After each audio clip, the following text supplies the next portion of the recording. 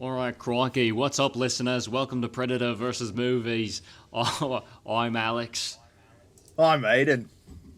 And now Peter. And this is a podcast where we discuss and review the latest movie releases. We're going to start off with a non-spoiler review before diving into a deep discussion of the film. And then we're going to ask the most important question. Would this movie be better if the alien from Predator was in it?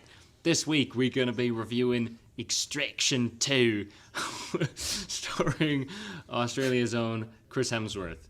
And there was my lovely Australian accent. But before we get into not it... bad. Yeah, thank you. I was not practicing. Before we get into it, we're going to talk some news. Sure. Today, on the day of our recording, we're recording this early this week, a little series dropped, Marvel's Secret Invasion. Now, Aidan, you've had a little bit of trepidation around this series in the coming months. That has only been validated since. I was going to ask, do you feel validated now coming today? Yeah, I certainly do. I've been even from the moment the first teasers dropped, where it's like, okay, maybe a couple cool images in there. I've had no faith in this show. And I think that has been all but confirmed, as it has come out, gotten very poor reviews, and has included an opening sequence that is created by artificial intelligence. Uh-oh. And so the creator of the series has come out to say that there was artistic intent behind this. He claims that it's like how the Skrulls are posing as humans. It's the computer posing as humans. That's such bullshit. It's like the Flash CGI things where they're like, it's supposed to look like that. It's weird because light is weird when you're in the Speed Force. It's like, no, you're taking shortcuts that save you money. And when people complain, you're coming up with reasons that are supposed to signify artistic intent, and that's not what's happening. It's just sad. I definitely think it's dumb for Disney to be saying that, as if it's like I actually think that AI has the potential to be an interesting tool in some cases. The reality is AI is coming, and so it's gonna be implemented into various things in various ways. And so if, say, a smaller film was using it and weaving it in to something to make a similar point, there might be something there. I'm not necessarily endorsing that, but I'm saying there might be something there. But for Disney, who basically runs like a monopoly on the film industry at this point, to be doing this and responsible for creating a lot of jobs and stuff, to just be doing it for an intro sequence that most people are gonna skip, but regardless, an artist could have been paid for that. This is dumb. That's not true. It's also just sad. People have been saying an artist could have made something that looks like what an AI can output. So if your goal was to make something that looks like AI, hire someone. It's just the fact that instead of paying someone money, they're stealing other people's work, because that's how AI works. It also occurred to me in the run-up to Secret Invasion and hearing the negative reviews that I've kind of a little bit later than you, but I feel actually free from the Marvel shackles. This is, I think, the first Marvel project that I'm just straight up not going to watch. Unless there's really good reviews for later episodes, it sounds bad, and why would I waste my time watching that? So and looking forward at the Marvel release calendar, the things don't excite me anymore. I feel like they've kind of lost their grip on the connective tissue, and what used to be fun is no longer. So sad day in Marvel world, but all things must come to an end, I suppose. Yep. I think a good day overall.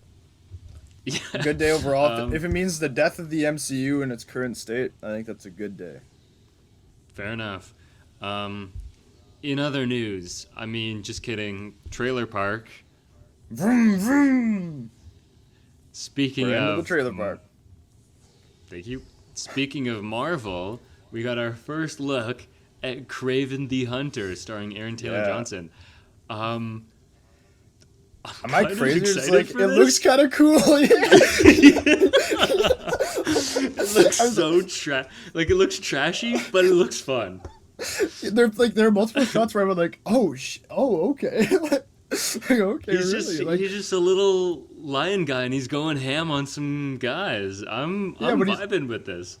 when he's like biting people, and then like he keeps and like the shot's like affixed to the car. I was like, oh, that's kind of fun. Like, I don't know. Like, also, I think it's very funny. They have like the Rhino teaser at the end of this, and do you think they're going to pull an Amazing Spider-Man 2, in which the Rhino is prominently advertised in the trailers and then is barely featured in the movie, if not to come? I hope so.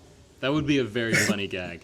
But I think I've heard that it's actually played by Paul Giamatti, which would be fucking hilarious if he reprised his role as like a terrible rhino. I'm getting attacked by a vacuum cleaner. But yeah, no, the Kraven thing. The weird thing about Kraven, though, is that they've decided to make him like an enhanced individual. So I don't think this is true of this comics. I could be wrong. Well, but he's bit by like a magical lion or something. Yeah, so that's very funny. I know a little bit about Kraven. So like in the original one, I've read like a little bit of the Ultimate comics, so I know that in the Ultimate comics he starts out as like an Australian like reality TV kind of like, what's the guy's name who he passed away recently but people love him, the like Crikey Hunter, like, yeah, I don't know, whatever though, like that kind of that kind of like reality show where he's like out in nature and stuff, and he like goes to fight Spider-Man for a show and gets his ass kicked, but then gets powers.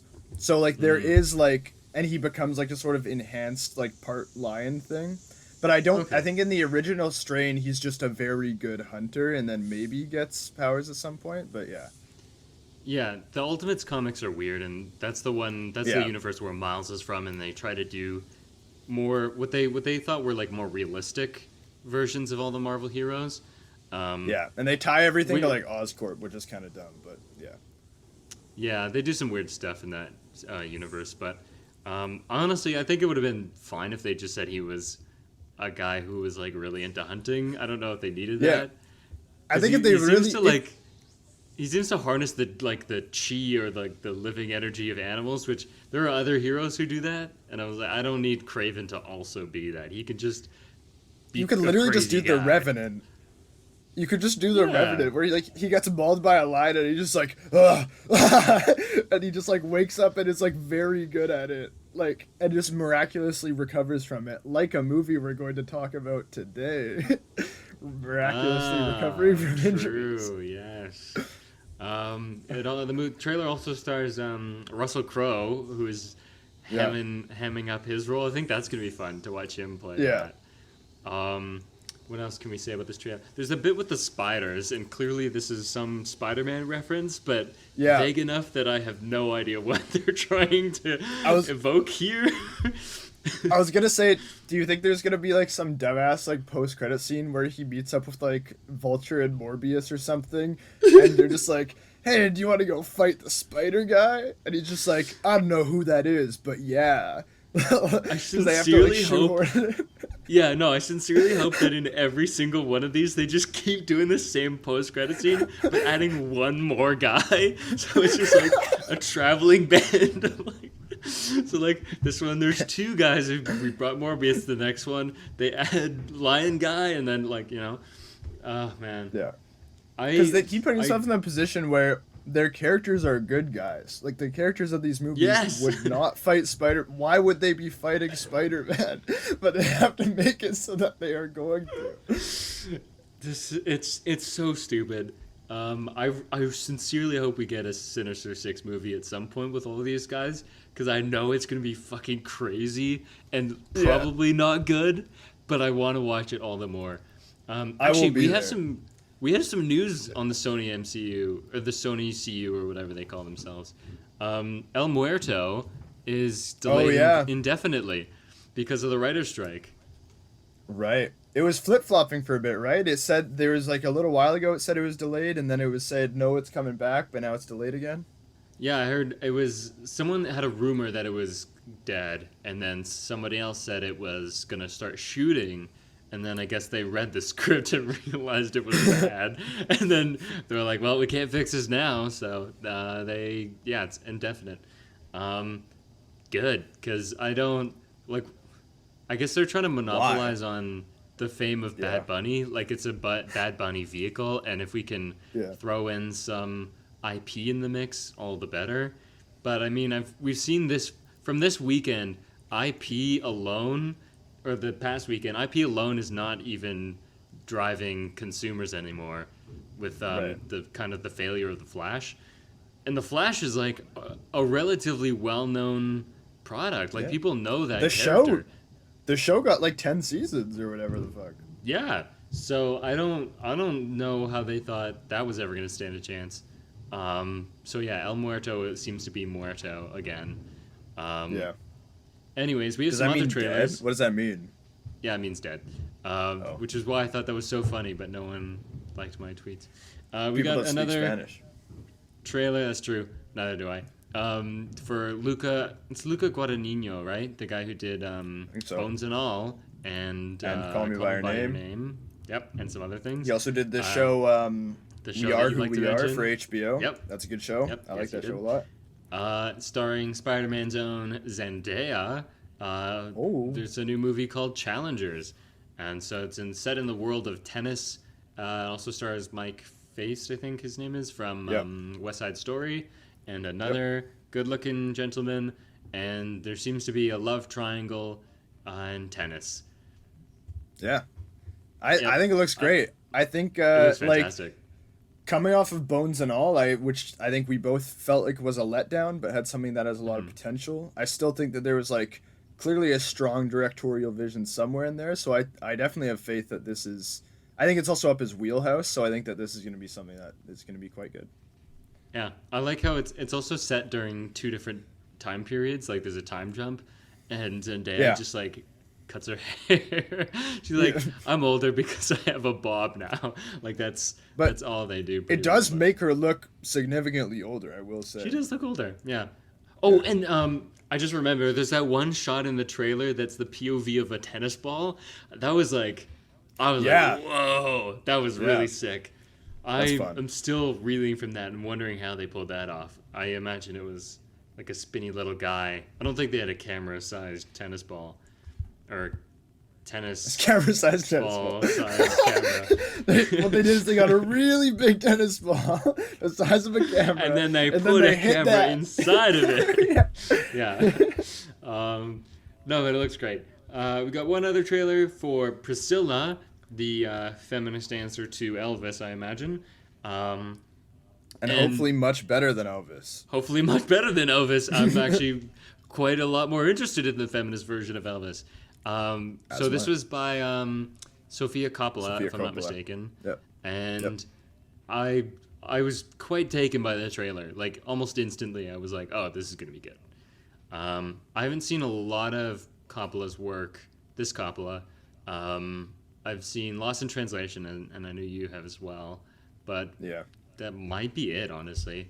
I don't think I've seen much of either Coppola, to be honest with you. But yeah, Lost in Translation is the only Sofia Coppola one I know. A movie that I don't like, but I'm still excited for this one regardless. Yeah, and it definitely seems to be addressing some of the issues with Elvis and Priscilla, because she was 14 when she met him, and he was in his 20s. And I think... And she's Sofia Coppola's career has kind of long been addressing those kind of problematic relationships. Age gaps are kind of her thing. Marie Antoinette is such. Sure. Yeah, Marie Antoinette was a movie she did with another Spider-Man actress. Kirsten Dunst. Kirsten Dunst, thank you. And Lost in Translation is also about that, so I think it'll be great. I'm super excited. But we watched a movie today. Aidan, do you want to tell me a little bit about it? So we watched the movie Extraction 2, which, as the name might indicate, is the sequel to Extraction. These are some Netflix movies. You know what I mean? It was directed by Sam Hargrave, who I believe was a stuntman for the MCU, and that's how he kind of got this because it is written by Joe Russo, who you might know of Infinity War and Endgame and other such movies.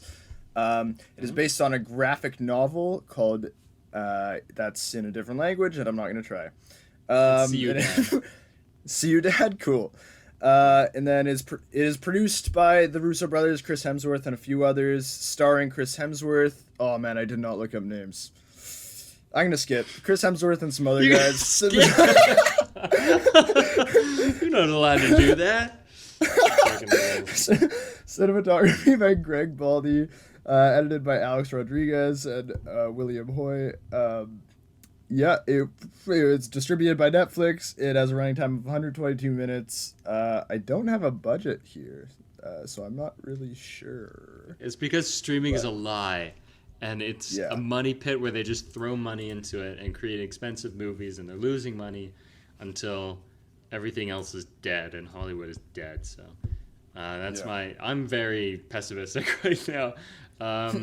But it's yes, it is based on a graphic novel, and I did some research on this. It's actually the graphic novel itself was created by the Russo brothers and two other people. Yeah, and so they're adapting it to the screen, but they are the original creators as well. And yes, you are correct. Sam Hargrave is a stunt director, which makes a lot of sense when you watch the movie.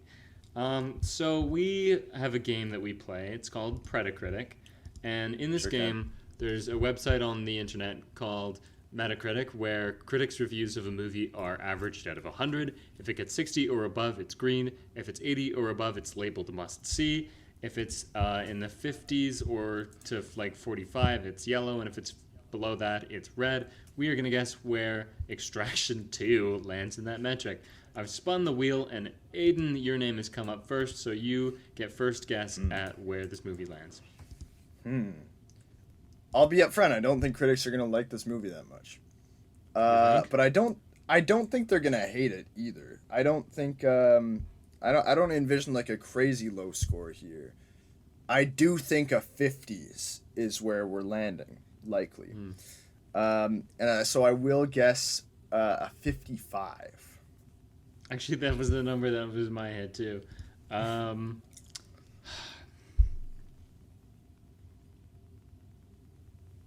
Yeah, I'm feeling good about 55, but put me in a tough position now. I could see just maybe people liking it more. I don't know. Okay. I don't want to waste too much time here, so I'll give it a 56. Sure. But does not necessarily reflect my own view of this movie. Extraction 2. Well, would you look at that? I was right. So it has a 57. We were close. We were right around there. We were right around there. I was feeling pretty strong about where we were guessing. So with that, as the winner, I get to go first for my non-spoiler reaction, and you have a fun job later. So, lo and behold, here's what I think of this movie. I fucking hate these movies. I watched them back to back on 2 days, and just like could not hold my attention for longer than 5 minutes at a time. It was like it felt like homework to sit through these. I mean, for the pod, it kind of is homework. Usually, I like picking movies that don't feel like homework, and this was the choice by Aidan, so I'm going to ask you about that. About the movie itself, the action is fine, but I think for me, what I needed is a much more compelling story, because if the story's bad, you have nothing. And so I had nothing to hold on to. Well, between bad story and the fact that Chris Hemsworth, his character has no character, there's nothing for me to go off of and to want to keep watching. It's Yeah, so it was kind of excruciating. I actually did not finish the first Extraction. I fell asleep after some period of time, which is rare for me. I don't usually do that. Um, I don't know. It's not like the worst thing I've ever seen. I've seen some more offensive movies. I think Master Gardener was worse, just based on some like Sure. what felt like laziness in that. Like I think they've structured something serviceable, but that's kind of even that is maybe too complimentary. Um, the Extraction franchise seems to be centered around, or like part of their marketing is that they create these super long one cut or no cut action scenes, and we'll absolutely be talking about that. I don't think that's enough to draw me in. Anyways, I thought this movie wasn't very good. It's just a lot of exactly what you think it is, and it does not exceed that. So there is that. That's what I thought about this movie. Aidan, what did you think about Extraction 2? What's your star and Rex? Star and Rex. Right, I forgot about that. I would not recommend people go see this. And I gave it a 2, which I might be generous, but I also gave 2 to Extraction 1, which is definitely worse. So I don't know. I don't want to give it a 2.5 because that's too much credit, and I didn't like it. So Sure. yeah. So, okay. So I don't like Netflix movies, generally speaking. I am very pessimistic when it comes to all these streaming movies. I don't like the Russo brothers very much. I think they've almost seemingly been trying to give themselves bad PR by saying some of the dumbest things about filmmaking imaginable over the past few years. That being said, Lord forgive me, I thought this movie was fucking awesome. And I had a great time from start to finish.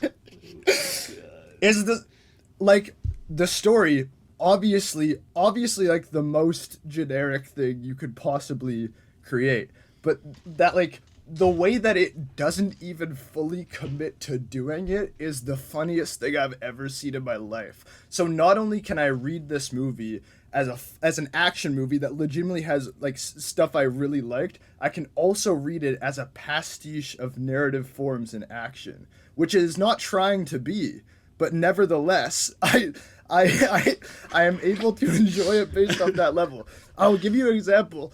I laughed so fucking hard when Chris Hemsworth is super injured, and we'll talk about this more, but he gets the call about the new job and immediately takes off his cast and starts doing push-ups. It's so fucking funny. And so, like, are they trying to make that funny? No, they're trying to make a serious action movie. But I actually appreciate that they've committed so much to making this. Like, they believe in what they're making so much that, like, I actually like it. Okay, and so to get into things that I really liked, there's just some cool things in this. Like, my marker of a good action movie, generally speaking, is am I going like, oh, ha, like, am I making noises? And I sure was. You better believe I was. Now, I will say, story's not good. And, like, I have a point about this, but there are too many times where I do not give a fuck about these characters, really. I care about them enough for the action to be working on a story level.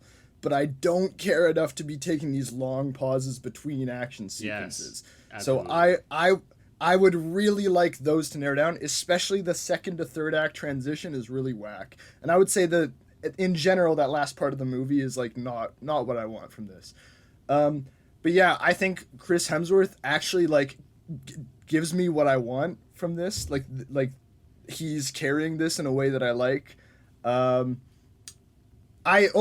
is also a hilarious thing where there is, and this ties into the like inability to like fully make the thing that they're doing, which is really funny. But it's just because it's not because they don't care. It's just because they're like, yeah, I mean, like, we'll do it, and then we'll get to the other things. Like, they care about other things more.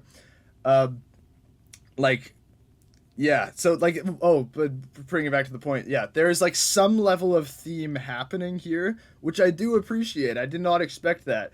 They swerve out of it and don't finish it, which is very funny. But there is some level of thematic arc trying to happen here. This movie is a clear 3.5 stars for me. I would recommend it. Had a good time. 3.5 is wow. Okay. Yes, we clearly have different views on this. Now, Aidan, as the loser of the Metacritic game, you do have the unfortunate task of recapping this movie in under 2 minutes. It's not hard. Are you up Not to hard. the task? I sure am. Okay. 2 minutes on the clock. Are you ready, sir? Yep. Okay, you go. 3, 2, 1, go. So we pick up right where we left off last movie. Tyler Extraction has been shot and fallen off a bridge. He's fished out of the river, and then he's brought to like a facility where he recovers from it. He talks to his friends. He basically is sent to a cabin where he's like retired, and he's like, "What the fuck am I supposed to do?" And then the people are like, "I don't know. Like, why don't you find a purpose? Why don't you like figure out why you're alive?" And so, but then lo and behold, he gets a call. Idris Elba shows up at his house one day, informing him that his ex-wife's sister is being held in a prison with her 2 children because she's married to this drug lord who wants to control her. So Tyler Extraction, as his name suggests, goes to extract. They go over to Georgia, to this really crazy prison. They, after a very, very, very long extended sequence, this is basically the entire first half of the second act, they break the family out of prison. They go to Vienna. It's kind of boring. They talk about shit. The son snitches on them and flip-flops a little bit. He tells the gangs where they are, so they come and attack them in this tower in Vienna. Basically, like, the mother and the daughter wind up getting out, but the son is with the gangsters at the end of that.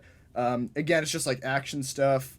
I forgot to say, Chris Hemsworth's character, Tyler Extraction, he kills the main gang guy's brother.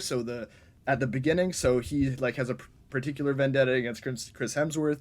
And so like they kind of get away from that, like fine, more or less. Actually, they get away from the tower extraction time. They're hiding out in the cabin. Chris Hemsworth is on the phone with the bad guy. They go, turns out he strapped the son to bombs or whatever, but the son is a good guy in the end, and he turns on the bad gang guy. Chris Hemsworth kills the bad gang guy.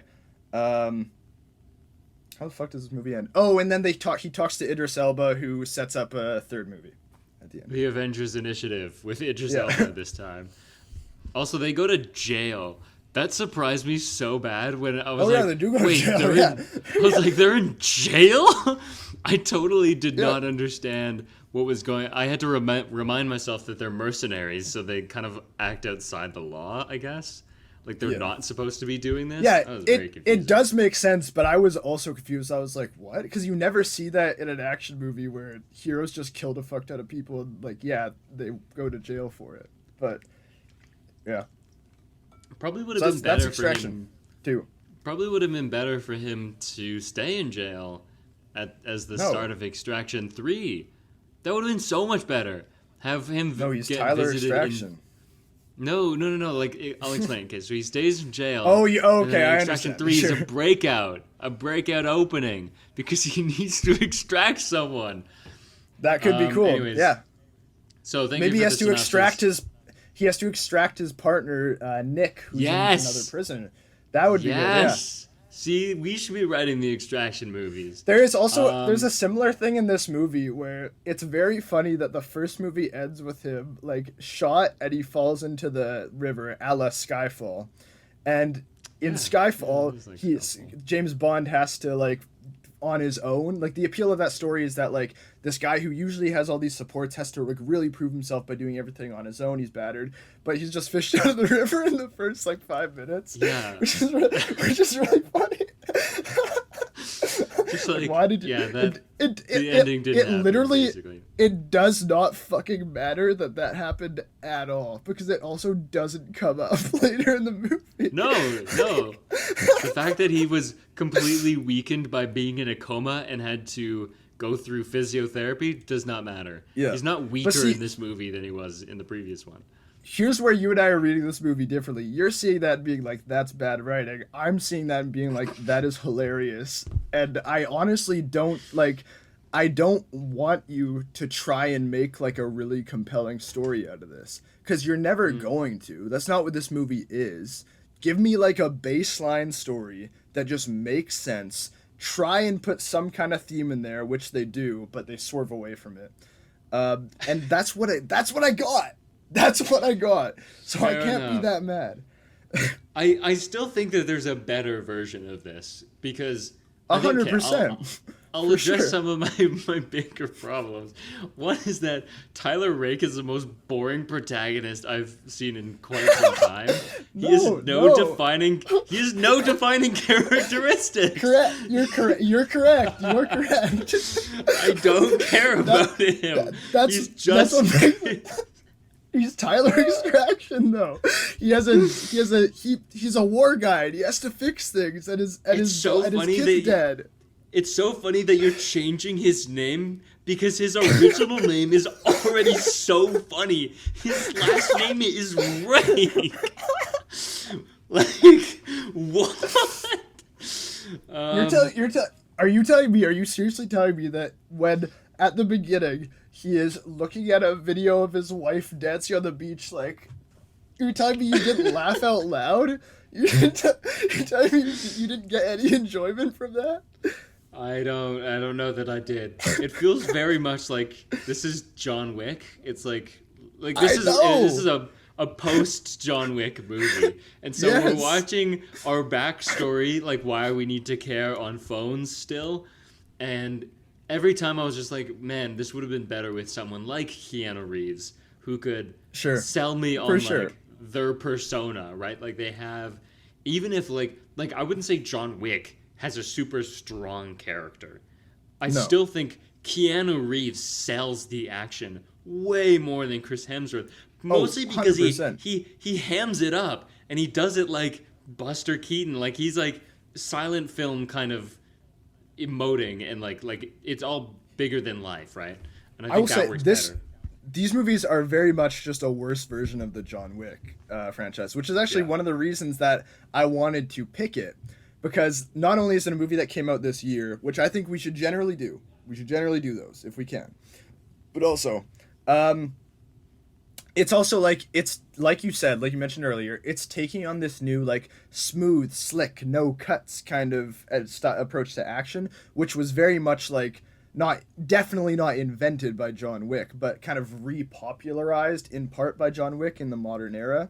And so what I think is great about these movies is that they're fun to watch because they do it to varying levels of success. Sometimes it's very bad. Like sometimes I think it sucks, Yeah. but then other times it's awesome. Like I actually think like there are some moments in this movie that we'll get into that like I was like clapping. I was like, this is exactly what I want from this.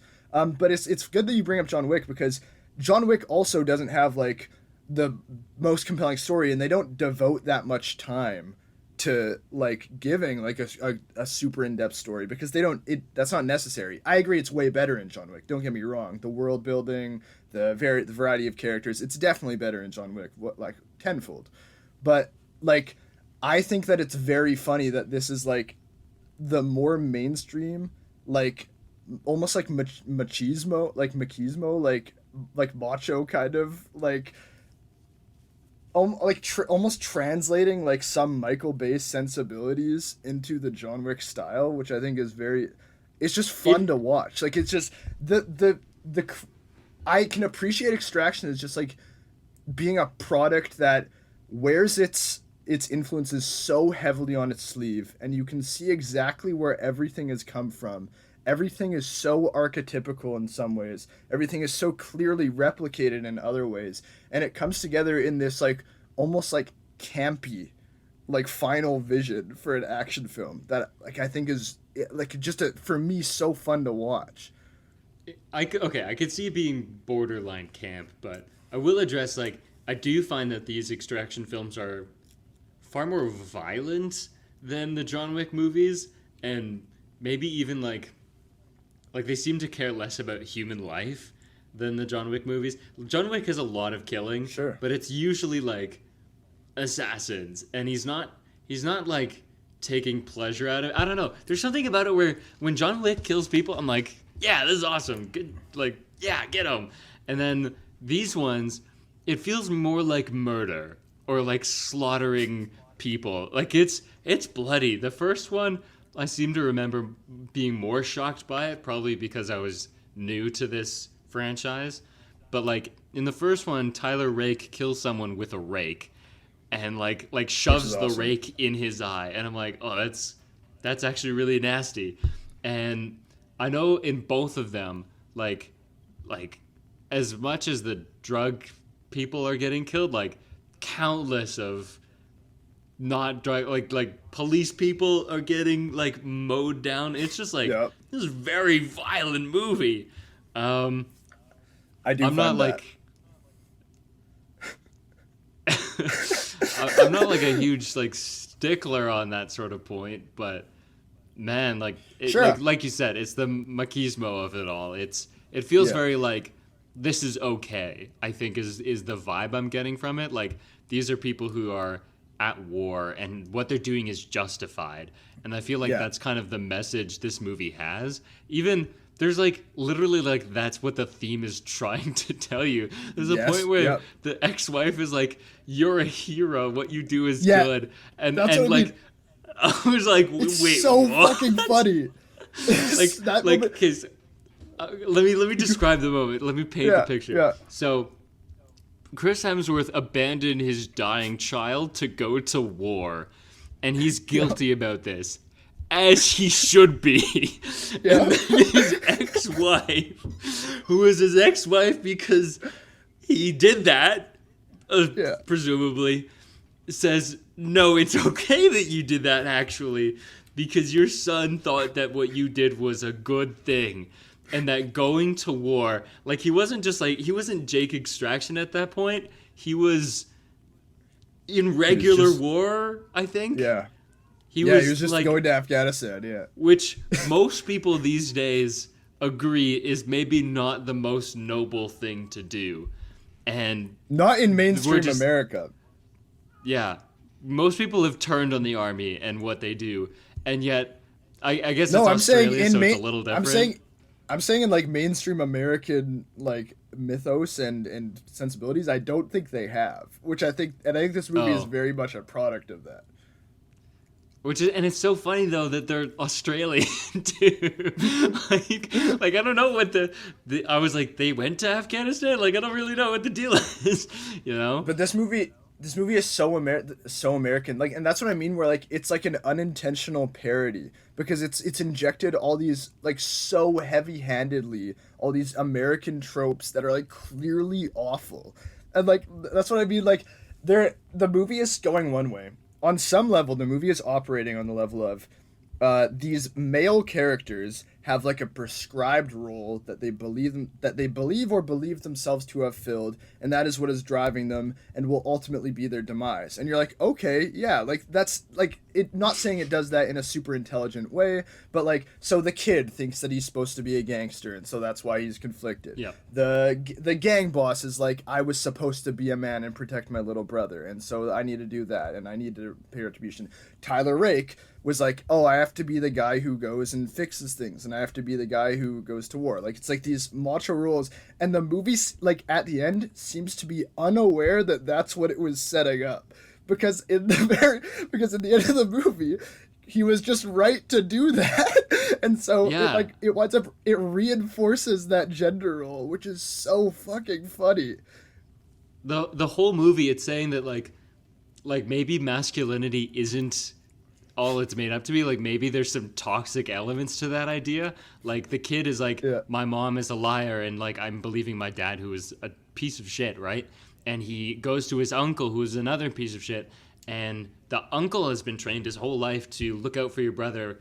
Like there was some line like till last blood drops or something. I don't know, something along Yeah. those lines, where like you have to look out for your brother in violent ways to protect him because he was beat as a kid, and all those things are shown as negative. Yet Tyler Rake killing like Yeah. hundreds of people in the most brutal way possible.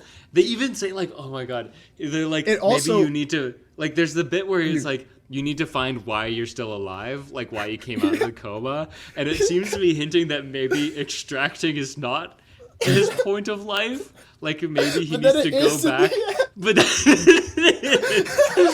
like perhaps he needs to learn that abandoning his child was the wrong thing, and that maybe something he could go full circle and go back to the person he was pre-extraction, Yeah. nope. Extraction, good. But that's what I mean, where it's like, obviously that's awful, but part of my appreciation for this movie legitimately is the fact that it's this unaware parody. And so, like, it's also funny that it operates on the classic level of the, like, American trope of propaganda against Eastern Europe, which is that, like, in Yeah. Eastern Europe, look how fucking brutal they are, and look what they do, and look at how their masculinity is. But we're dads, and we're dads who have to make tough choices, and we go fight. And sometimes that means going to Afghanistan. Sometimes that means extracting. Like, you know what I'm saying? I think like that's Sometimes it does. just I think that in a better world, this movie probably isn't made. But that's not the world we're living in. And as long as we are, I can appreciate the production of this. I would say that like the Extraction series is definitely like American view of other cultures and like Yeah. Well, the not first in a one good literally way. does like the first one does the filter, like the foreign Yes, filter. yes, it does. It But does the orange filter on India, and it's just like, Yeah. man, aren't the slums of India so bad? And it's like ridden with crime.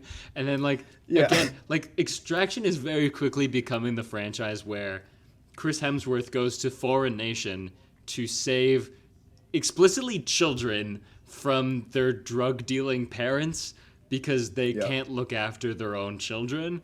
Where like Yes. the title Extraction is so vague that it could be anything. He could be extracting anyone from any circumstance, but Yeah. it's this they've created this narrow niche where they are allowed to operate.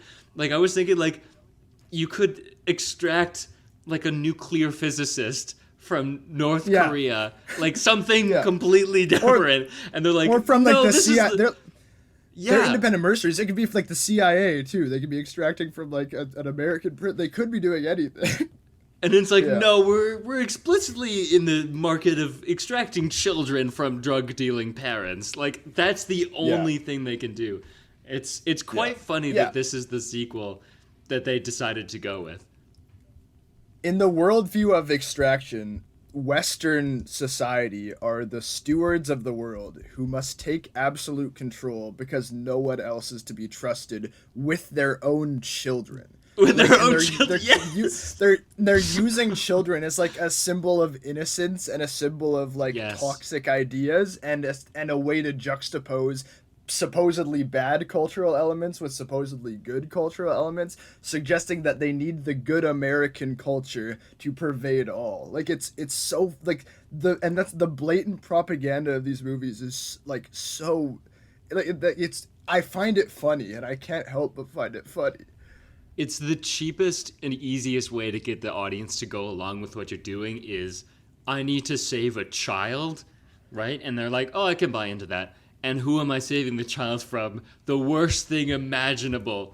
Drug dealers, drug kingpins, people who do Yeah. drugs. We like the lack of creativity is astounding.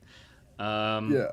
But there's lots more we can talk about. What is the Extraction lore? This is something I want to talk about. So you know how in Mission Impossible they decided to make the team like it's part of the impossible missions force? Like there's an actual Yeah. branch of the government where these guys The operate IMF, that yeah. has the name of the movie in it. What is the Extraction team? What resources do they have? They have an extraction train. They have a train that they somehow got into this country that is just loaded with fake cars of guns and like slidey doors that we can use to defend ourselves. How did they get that there? I'm like, they have all the resources in the world as far as I'm concerned. What is going on in Extraction land?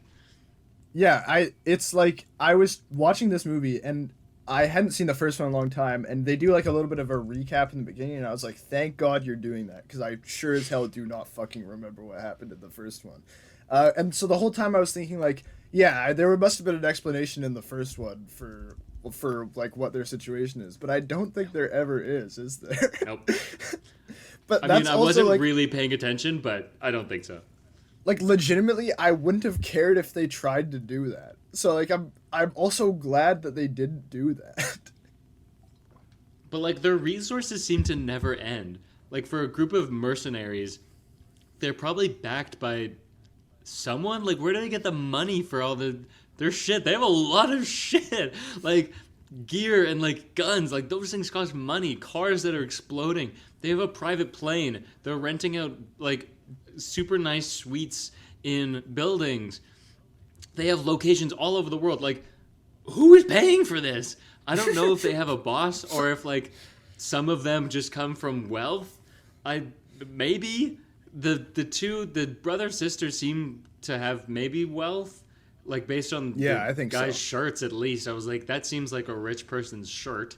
They give Sure, off and where an they're air living. of affluence. Maybe it's their thing. I don't really know. Are they also are they supposed to be from Dubai? Because that could also be like they could be like one of like the like petro state maybe. like billionaires living there. I don't know. Again, contrary to the John Wick franchise, they actively choose not to expand the lore. They're like, no, we're pretty happy with the lore we've established and the complete ambiguity of everything else. And also, like, I don't want more. I don't want them to do that. To be frank with you, I don't want any more than what they have. You know what I mean? Like, and that's why I'm very wary of Extraction 3. I'm scared they're gonna try to build. I was gonna say, and I don't want that. Don't do that. They're doing something with whatever with Idris Elba's character is. And I like that final line where he's like, I have a boss. So he has a boss who he works for. Finally, someone who we work for, and you're gonna love him or something. Like he's clearly he's a hyping nasty up his character. motherfucker.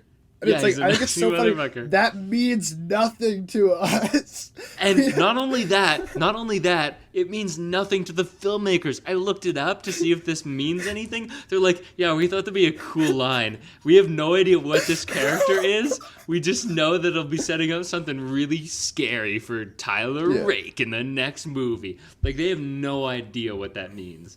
That's like, that's a TBD. We're going to figure this out later. Oh man, that part made me laugh. That I was like, I am actually excited to see where we go from here because this is getting even more goofy. Now, seeing as we're talking Extraction, we have to talk about the main selling point of Extraction.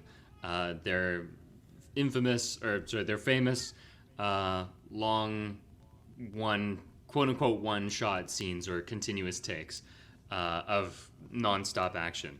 So I think this one is 25 minutes, which tops their previous one, which was maybe 8 or 14. It was somewhere around there. So they topped themselves by quite a bit.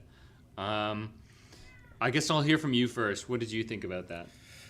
Sure. So I want to quickly foreground it by saying I don't like that they use it as a marketing tactic. I think that's dumb. As like this is like.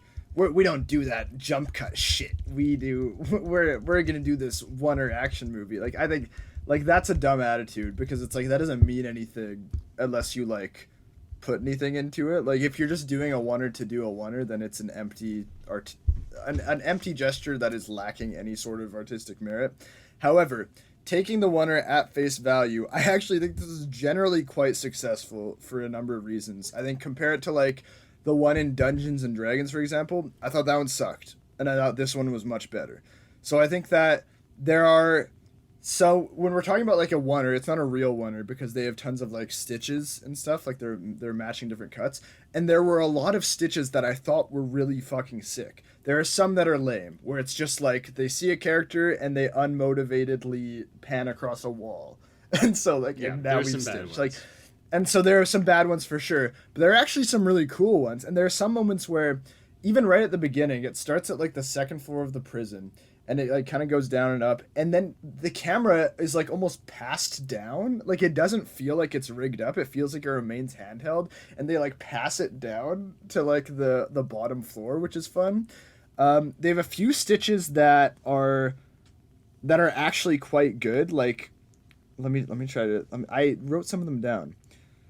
So there's some that are motivated by like a character is running For example, there's one where Chris Hemsworth like puts a bomb on a door, and the camera goes in as if to be an insert, and that's clearly a stitch there. But that makes sense. That's like a motivated thing. Like the camera was following the action. He put the bomb in. We're coming out. We see the explosion. Like that. That makes sense. Again, it's a good stitch for me.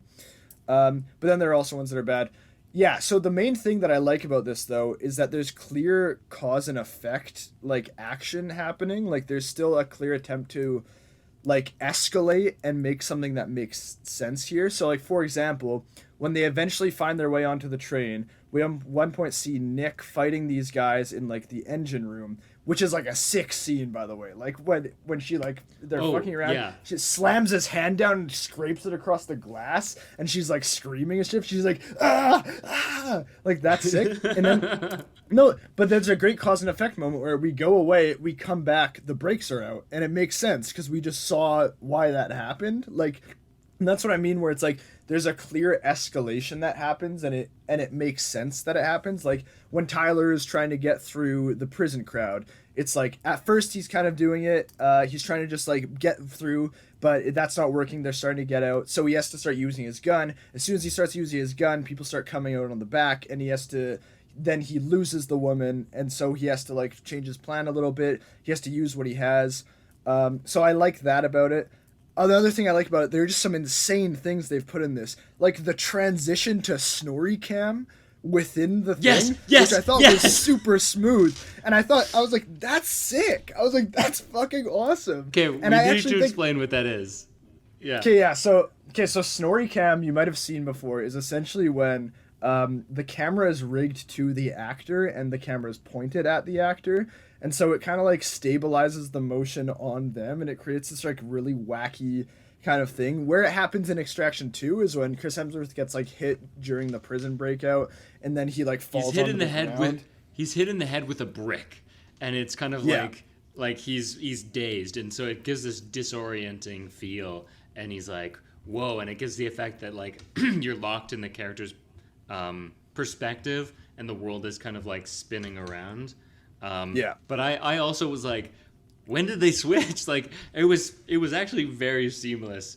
That's what I mean. There are some. I was impressed. There's some very good switches here, and like clearly like, but then there are some that suck where there's some where they've clearly done a lens change, and they have tried to hide it with like some digital zooming and some adjusting. And I think digital zooming in one of these wonders completely ruins a segment of it, because it makes it so clear that it's not a wonder anymore, and it takes you out of it. Like that was one of my big problems with the Dungeons and Dragons one as well, is that like it's clear that there are like lens changes. There's another one in A Quiet Place 2 that does a lens switch. They use CG to do a lens switch like mid frame, and it does it. I hate it. I think it sucks. But so I didn't like that here either. But then there are also some things where in close quarters, sometimes, particularly when Chris Hemsworth is fighting the gang brother, I don't like that. I think that scene it's that really kind of sucks. hard to follow. It's very hard to follow. The camera's kind of just like moving around wildly. But then I also think that in other places it does close quarters really well, like when Nick is fighting the guys on the train, like I already said. Yeah, I like that. The sound is bizarre. Like, I don't know if you noticed that some of the sound effects and editing are like a little off. Like they just don't sound correct. I don't know if like it sounds like they're reusing a lot of the same sounds, and so there's a bit of that. But there's some sick shit when his fists are on fire and he's punching the guy. Cool. That's fucking awesome. That's fucking sick. I like that. Like we see a variety of things. I like when they're passing the camera in and out of the cars as they're doing the car chase.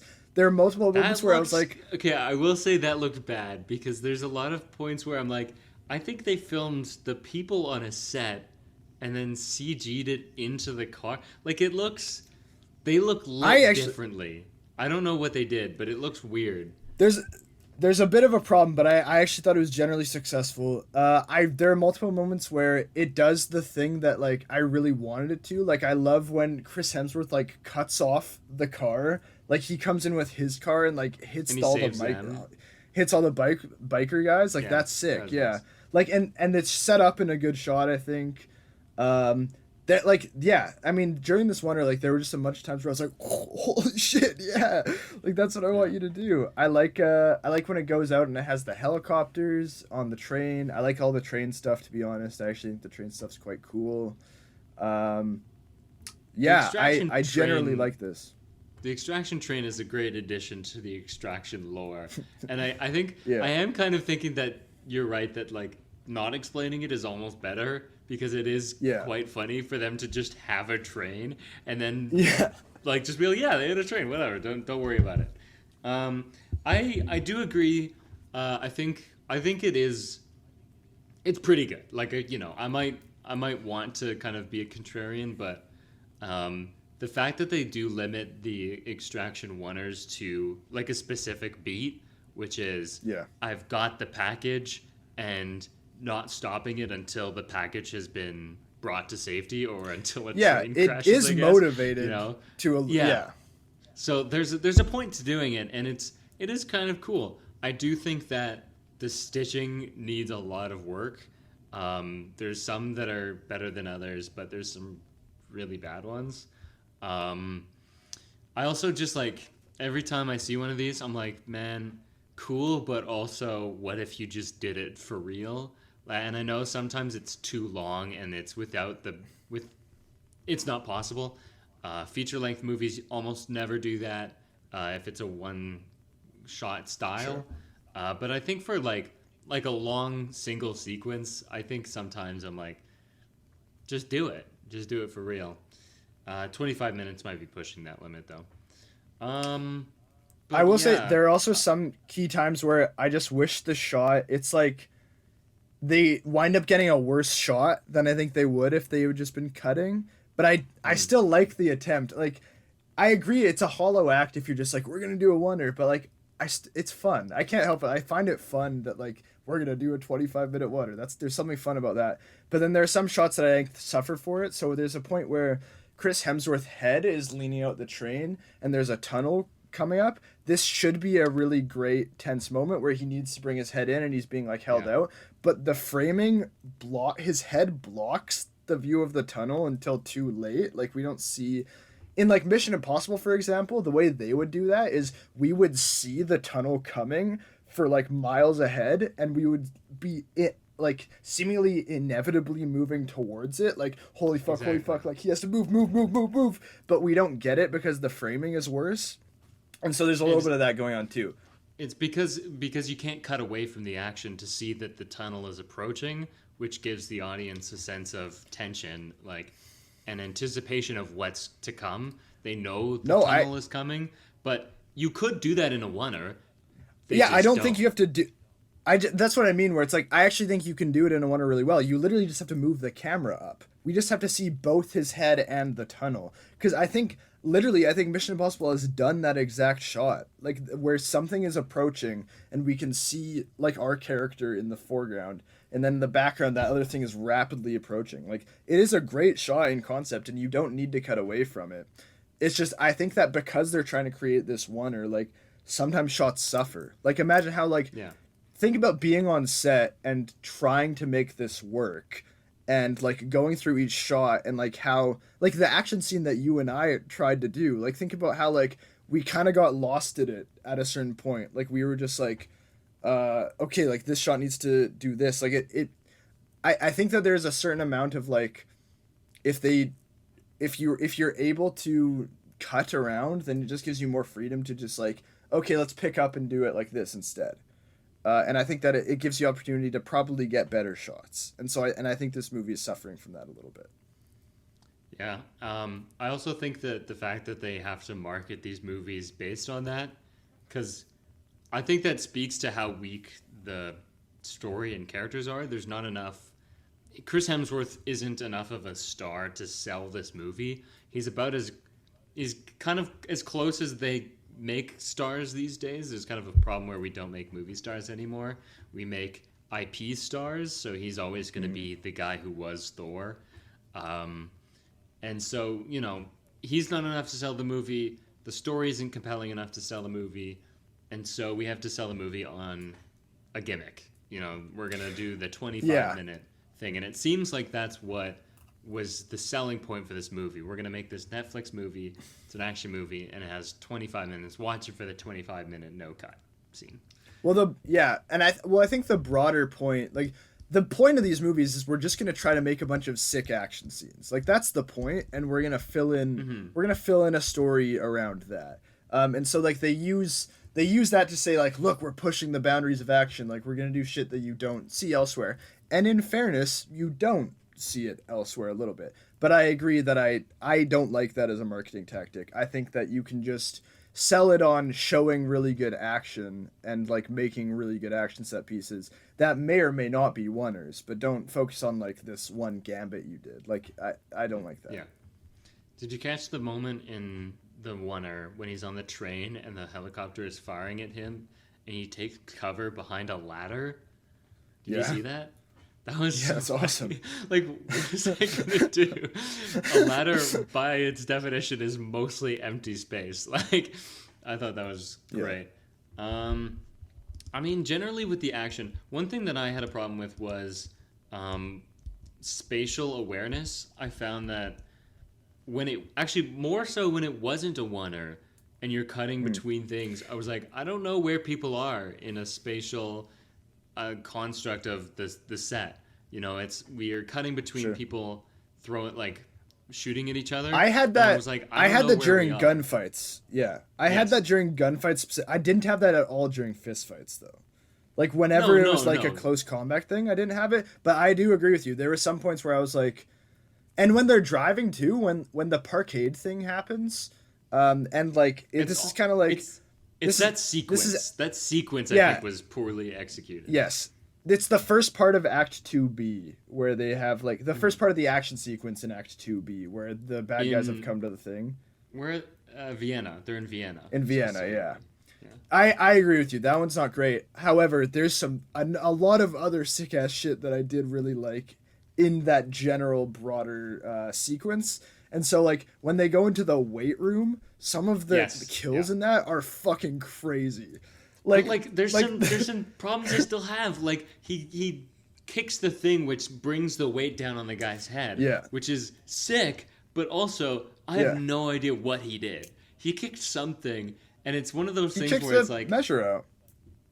What? He kicked, like, when you go onto the weight rack, there is something that keeps it up. He kicked that out. So, and you are meant to disengage that when you're using the weight rack so that you can use it.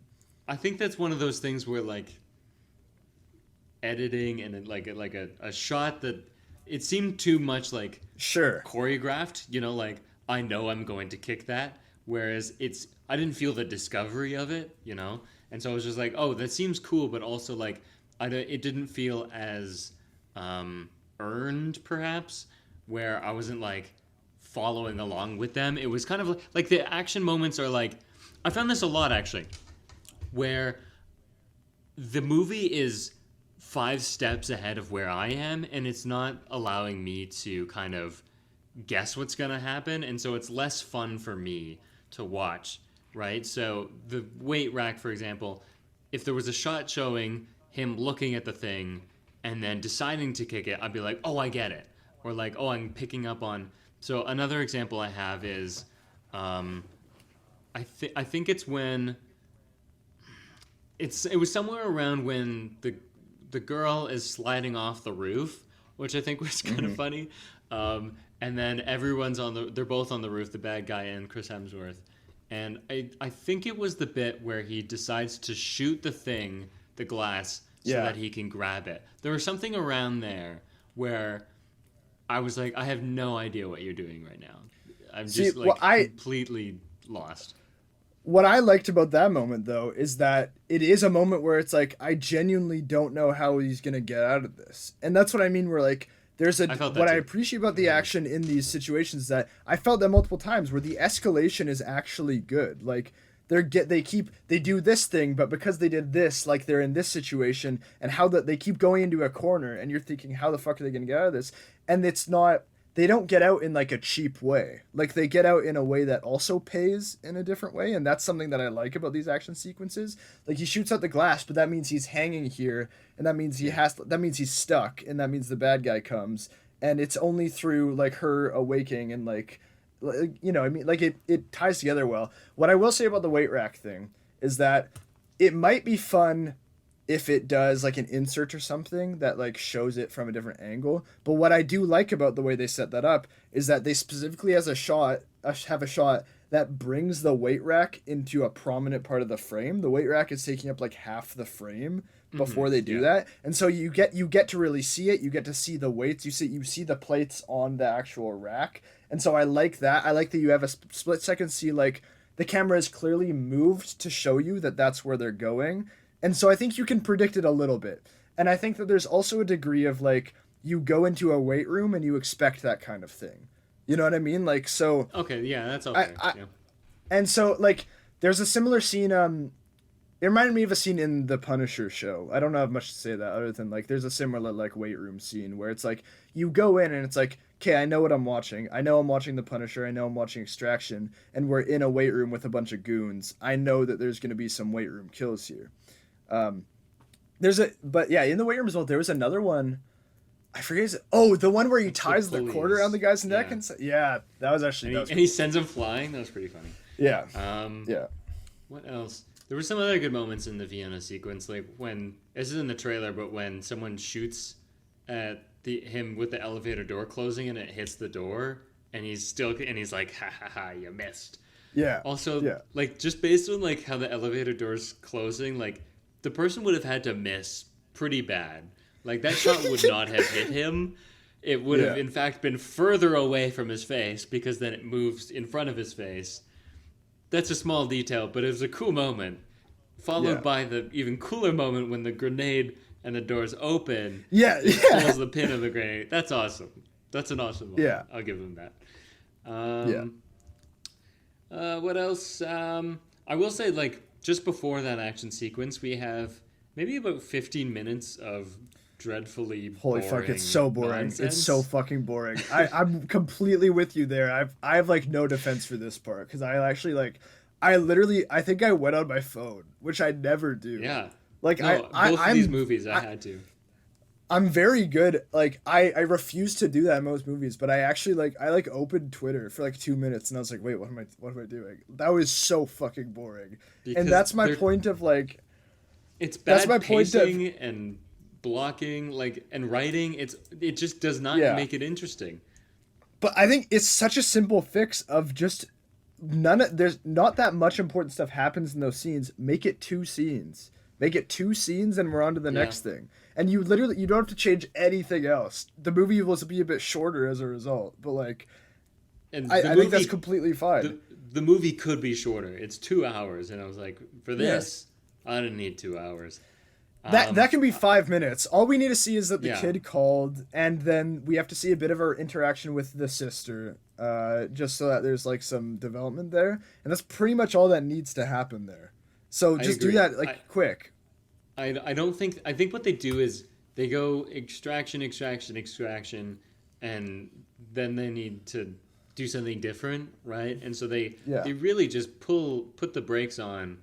And it's a hard stop to a completely different pace, and you need to create some sort of energy instead of what feels like a dead stop for 15 minutes. Yeah. And I think honestly, even if you don't take out the scenes, I think there's other ways of doing that. Of just there's ways of making dialogue scenes interesting, and I think maybe it shows the director's inexperience in that field. He is a stunt coordinator. Because the dialogue scenes feel very rudimentary. Of we are sitting and talking, classic coverage, shot, reverse shot, and when you have 4 of those back to back to back, it's tough. It's tough to. It's also that none of their there doesn't feel there's not tension inherent in what they're saying. There should feel stakes to everything people say. Yeah. There's a funny thing where it's the kid comes and confronts Chris Hemsworth, and then I think literally the next scene is them talking and the kid's fine, and he's like, "Oh, you're right. I shouldn't have ratted out my mom." And it's why did just do that? First of all, figure out what this kid is gonna do, because he's acting however you need to have him act depending on the scene. So figure out like what he's gonna do, and then just do it once, because we don't need 3 different scenes where he's flip flopping within the span of 15 minutes. Like Yeah. that's very pointless. And yeah, like you said, like in a better action movie, even even the dialogue and the non-action scenes feel kinetic and like can be the best scene in the movie. A great example is Raiders of the Lost Ark, which in a movie in which even the non-action scenes feel like they've been treated with such care and they feel so motivated and so like important and like they're captivating even when characters are just talking to each other. A movie that actually has a similar kind of ideology to what we were talking about in the beginning, a similar kind of jingoistic American kind of thing going on. Yeah, but whatever. Yeah, it's not in great in a different way, but yeah. Yeah. What else can we say about this movie? Just kind of like so. There's yeah, you bring something up. Yeah. Yeah, I can talk about like some of the things that I like as well. I think the beginning is hilarious. The beginning of this movie is so fucking funny. When he is at his cabin, like I already mentioned, he gets the call and he takes off his cast as if it doesn't fucking matter. Even before then, like when after they leave him with his cast, like he closes the door or something, like he grabs something with his arm. I was like, isn't that injured? What did you do to it? Because you're using it right he's now. Fine.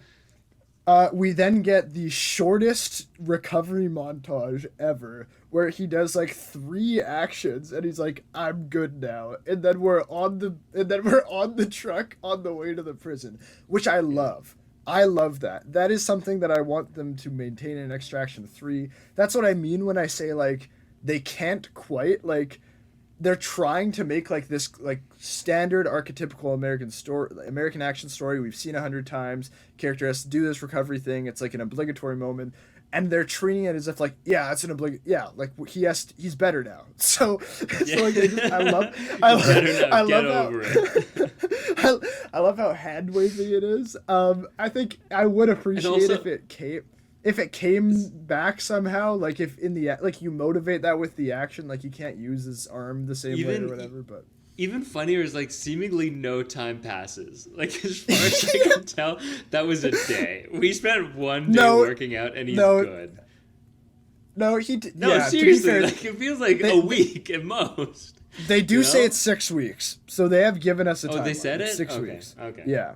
I agree with you that it doesn't feel long, but I think that's because he's not doing that much, and also in a good montage we have to see him like fail at first. Like in a good montage, he has to like try and like stumble and shit, but he just like takes off his cast and then he just starts going immediately, and then in like 3 minutes he's completely fine. And we do several versions of the same exercise where he starts off doing really good, better than normal people could, and then only gets closer to superhuman. Like, what? I thought you were injured. I thought you were in a coma. I thought your muscles were atrophied. He had like skinny legs. They had a body double skinny legs version of him for a bit. That's just absurd. Yeah, no, that's hilarious. So that's something I like about it. But yeah. Also, okay, wait. That actually reminds me. There's that bit where they're like, "Hey, Extraction, your whole life fits in a box. Isn't that sad?" And they hand him a shoebox with everything he owns. And then he ends the movie, and he's in prison, and like. Clearly, we've learned nothing. We don't know. I don't know what the point of telling me that was. No, it wasn't like here's your box of everything you own. Or here's something important, right? It's so funny that the end, like we've said, the end of the movie is that she's like, you need to find your purpose, the reason that you're alive, and his purpose is extraction, which is the thing he's been doing the whole time. Yeah. So I will say another thing that I did not like, where I was thinking this movie was hilarious unintentionally for the most part. I was literally laughing like constantly, and then they get into they have a conversation about TikTok where I'm like, this is an ad. This is an ad for TikTok. Like Nick and Yaz randomly have a conversation where they're like, I've been using TikTok so much, and then Nick is like, maybe you shouldn't, and then it ends with just like, I'm not gonna stop using TikTok. You know what that sounds like? That sounds like, I think you should leave. That sounds like it's like, I don't care. I'm gonna keep using it. I would die. I would rather die using TikTok than live without it. Yeah. Yeah. Okay, and so like, I will sub. Sorry, yeah. Sorry, you go. No, okay, you go. I like Mine's how- a different point. Okay, I like how they have to kill somebody in this movie to up the stakes, and they killed the guy who I knew nothing about. I They don't kill care. shirt And that shirt guy, and she's like, no! And she's wailing, and I'm like, yeah, okay, sure. it also factors. This is literally the point I was gonna make. Where like the second to third act transition is trash. Like it sucks in this movie. When they So, go like, back they- to the cabin, and Yes, they try to propel us into the third act with his death, but it doesn't, because that doesn't actually up the stakes at all. Because they literally, with a simple switch, it could happen as like he dies and Chris Hemsworth is like, I'm gonna fucking kill him, and then goes to hunt him down. Like that's still dumb, but like it works and it propels us into the third act. But what happens is he dies, they go home, they're ostensibly not even planning on getting the boy. Like it's like the boy, they don't even mention that the boy is still kidnapped and they don't care. We get like 3 or 4 or 5 scenes in this so thing. many. Again, I don't care. Like I don't give a fuck. It's too long. It's too long of a transition. And what we need to happen here is they need to quickly touch base. And the beat of Chris Hemsworth saying, "No, I need to get back." He also needs to be like forced. Like at this point in the story, you can't have the choice as to whether or not you're gonna go fight the bad guy, and he does. It's Like, literally 'cause- so obvious. The fix is that you send Yaz to go after her brother, like Yeah. like to make Yeah. up for it, you know, to get revenge. And then Chris Hemsworth has reluctly to do it. Yeah. It's like, come on, guys.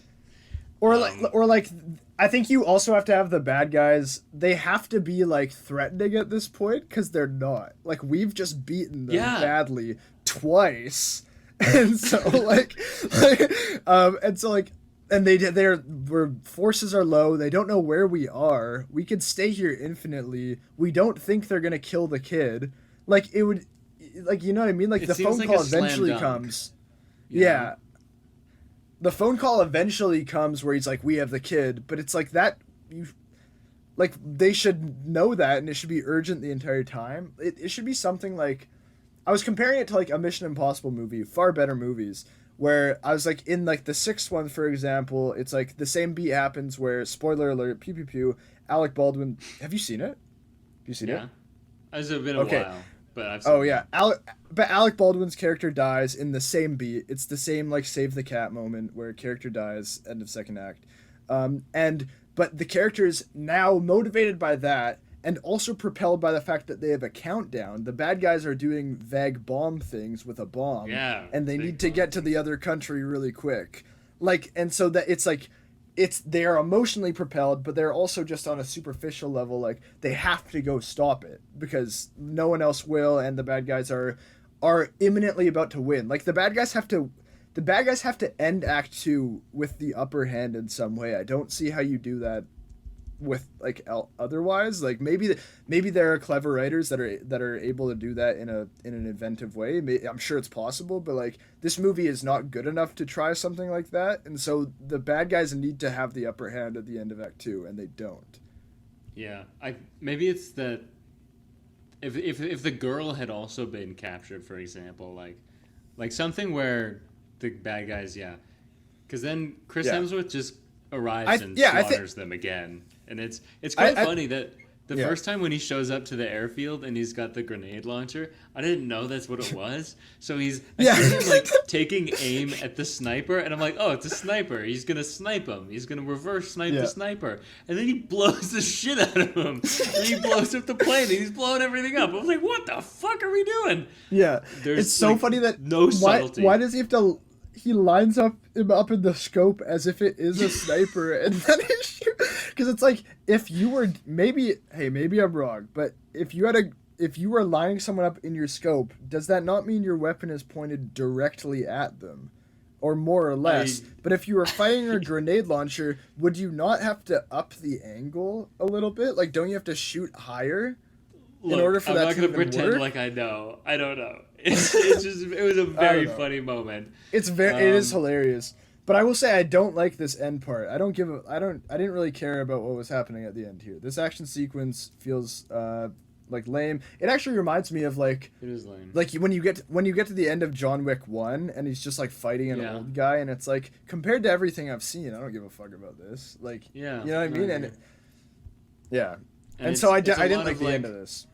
It's a lot of it slows the pace down again, and it's Mm-hmm. back to the themes that I don't care about and the character relationships I don't care about, and everyone's like, stop or I'll shoot, or stop or I'll blow up the kid, and so we literally have to come to a halt. That's pretty much all I have to say about this movie. How about you? Let me see if I had anything else. Let me do a quick perusal. I guess we did nice. get through our main points here. Yeah, I think I have a bunch of random things that are funny. Like I said, the dead wife dancing, that's hilarious. She's not dead. The dead wife dancing. No, You I keep know, saying but she's it's like dead. It's the but John that's- Wick. that's like his the- wife is dead. that's the thing that they're doing. Like the ex-wife, dead wife is dancing, like whatever. That's very funny. I like when he's fighting the brother in the prison in the beginning and he splits his hand in two. That's insane. Oh, that was so gross. I hate when yeah. they do that. I hate when movies do that. Men did that too. Garland's movie. They also oh really? Oh, I haven't seen that. I don't want to watch the movie. Yeah, they do a hand split. We also have a bizarre phone walkie moment where the phone that Sandro uses to call his uncle is like a phone, like clearly an iPhone that's like taped to a walkie-talkie or something, and it's like, what is that?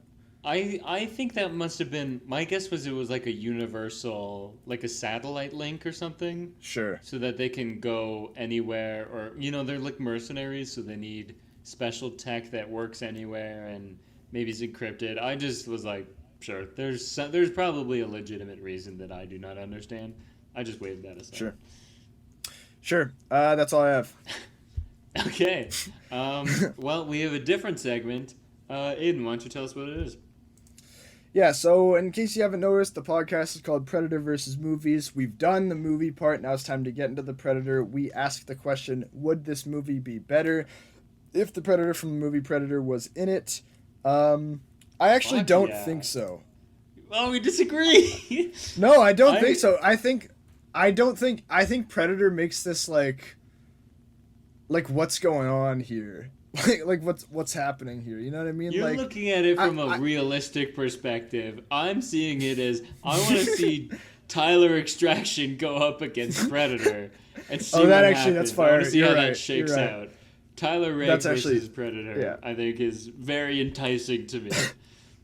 Yeah, because Tyler Rake is similarly superhuman. Tyler Extraction. Sorry. Yeah. So that actually, yeah, I agree. You're right. I think Extraction 3 should be extracting a Predator child from Predator home world. Also, Idris Elba's boss, the nasty motherfucker, Is the Predator. is also a Predator. Everything is Predator, because why the fuck not? Yeah. Oh, I think, honestly, Chris Hemsworth would do great in a Predator movie. Here's my pitch. Here's my pitch for a new Predator movie. Sure. If we want to do another one that's set in the main, like not a spin-off, main continuity. What is the main continuity at this point? Like, what's It doesn't matter. Is the Like, Shane just- the Shane Black one counts? I guess you haven't seen it, have you? I haven't seen it, so it doesn't matter. But like, what I mean is, it's a movie called Predator, so not a spin-off. Sure. And It's it not takes Prey. place- It's Yeah, not. it takes place in the Yeah, yeah, present yeah. day, which means different things. Sure. So the originals took place in the present day, but it was the 80s.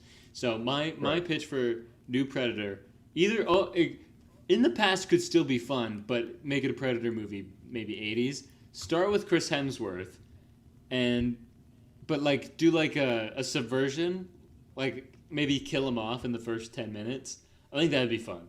I think set up Chris Hemsworth as your like Arnold Schwarzenegger, like, I'm gonna kill this Sure. motherfucking Predator, and then just like have him brutally murdered at the start, and then different unexpected character. I think that'd be fun. It'd be fun.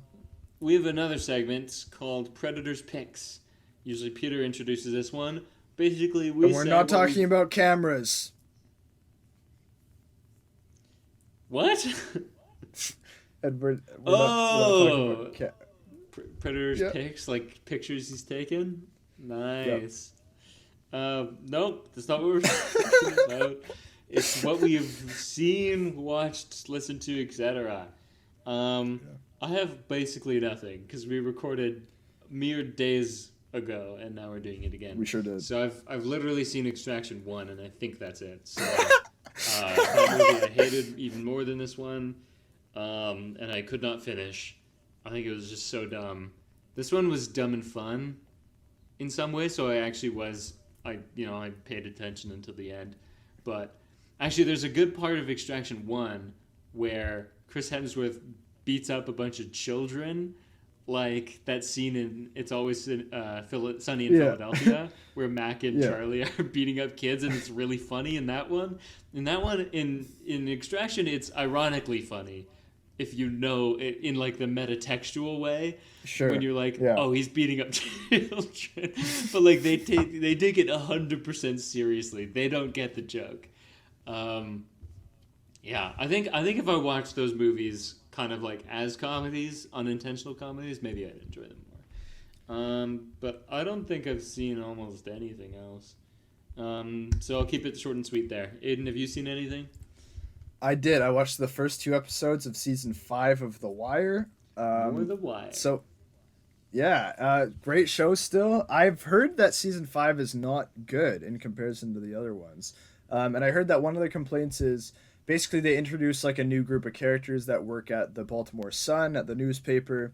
And I've heard that people don't like that plot as much, but I so far find it very interesting. And I think that it's a very natural place for the show to land of focusing on that as well, because they've kind of looked at various microcosms of society and how they're similar, how they're different.